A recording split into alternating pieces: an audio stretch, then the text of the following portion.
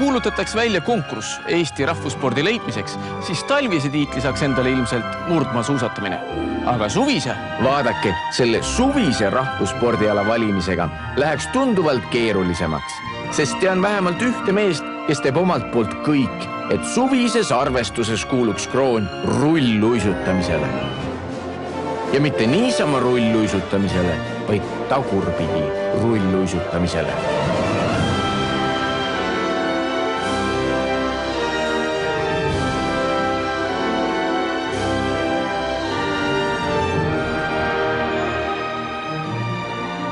Tagurpidi rullluisutamine on sellepärast erilisem, et ta teeb asja hulga keerulisemaks ja raskemaks. Tagurpidi on väsitavam sõita, hoopis teistsugused lihased töötavad ja tuleb pead pöörata, et selja taha näha, kui ei ole mingit peeglisüsteemi endal olemas.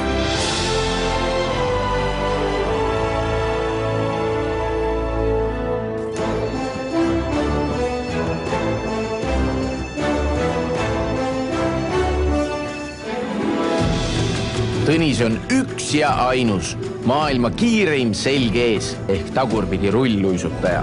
Tõnise nimel on mitteametlikud maailmarekordid nii pool kui täismaratoni distantsil.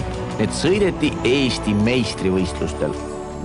Parim tulemus hetkel on olnud maratonil selg ees rullluisutades tund 45. Aga minu mitte ametlik maailmarekord tagurpidi selge rullluisutades on hetkel tund 29. Siis olen ületanud selle 16 minutiga ja see on juba päris kõva tulemus. Et ametlik maailmarekord on mul käega katsuda ja selle nimel tasub veel vaeva näha ja ületada see kõva ajaga kindlasti.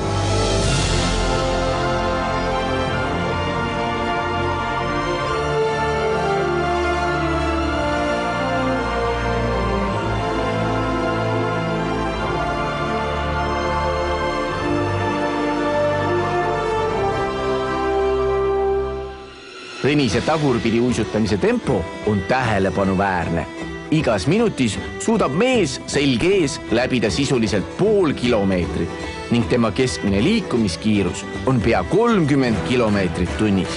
Uskuge või mitte, aga kallakuste alla sõites on Tõnise tagurpidi uisutamise kiiruseks mõõdetud isegi üle 50 kilomeetri tunnis. Minul see tagurpidi sõitmine küll välja ei tule.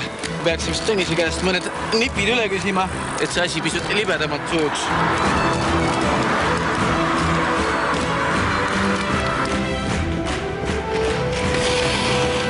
Tagurpidi ja edaspidi rullluisutamise tehnika vahe on selles, et edaspidi uisutades on raskus rohkem kandade peal ja varbaotsad on väljapoole, aga tagurpidi rullluisutades tuleb varbaotsad suunata sissepoole, et hoogu saavutada.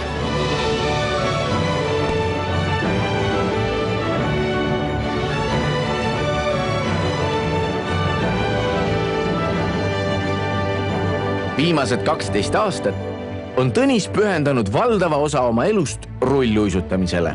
Ta väldib igal võimalusel autosõitu ja ühistransporti. Kõikjale jõuab mees kohale uiskudega. Seljakotis kaasas vaid teises mõõtmes ratastega uisuraam, mida vastavalt maastikule või sõidu iseloomule aeg-ajalt vahetab.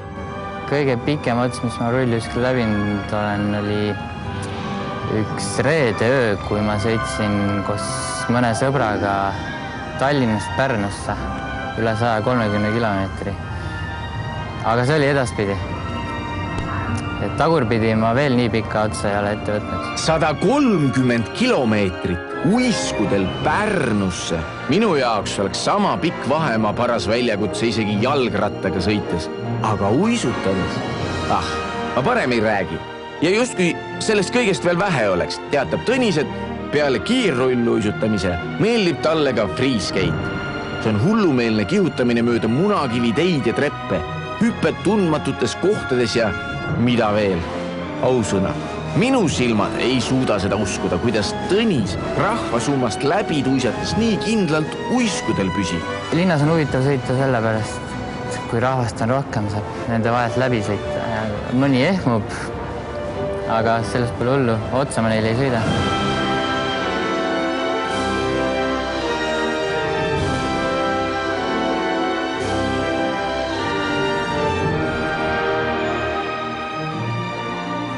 No nii, kuidas siis jääb selle suvise rahvusspordialaga? Mõtlesin siin Tõnise jutu peale ja teate, mis see tagurpidi sõitmine siis ära ei ole. Mina olen oma valiku teinud.